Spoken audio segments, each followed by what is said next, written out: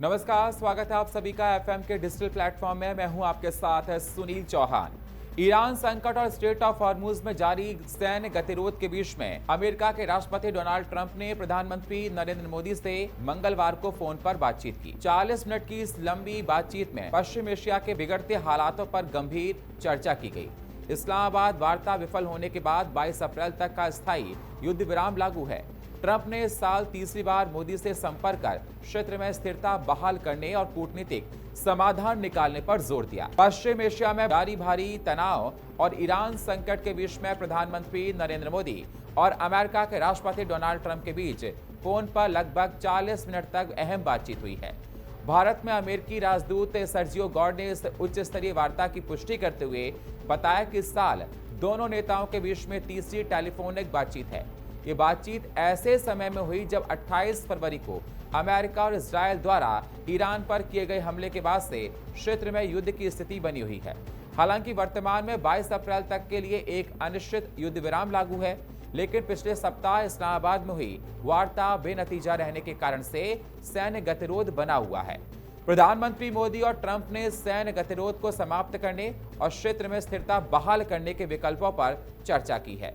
पहला, कूटनीति के केंद्र में भारत, हॉर्मुज और नाकेबंदी और अमेरिका का दाव। इस्लामाबाद में हुई बातचीत के बेनतीजा रहने के बाद अमेरिका ने स्ट्रेट ऑफ हॉर्मुज पर नाकेबंदी जैसी स्थिति पैदा कर दी है। ट्रंप जानते हैं कि इस तनाव का सबसे बुरा असर वैश्विक तेल आपूर्ति पर होगा, जिससे चीन जैसे देशों की ऊर्जा सुरक्षा खतरे में पड़ सकती है।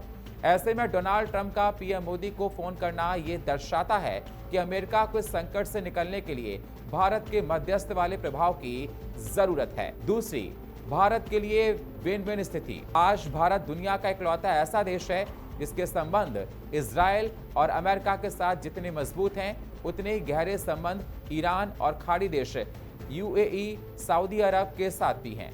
भारत की यह संतुलित कूटनीति उसे एक अलग लीग में लाकर खड़ा करती है, जबकि दुनिया दो धड़ों में बंट रही है। पीएम मोदी का प्रभाव दोनों पक्षों का समान रूप से है। तीसरी, पाकिस्तान की विफलता। इस्लामाबाद में वार्ता का फेल होना पाकिस्तान की कूटनीतिक अपरिपक्वता और उसकी सेना के दोहरे चरित्र को उजागर करता है।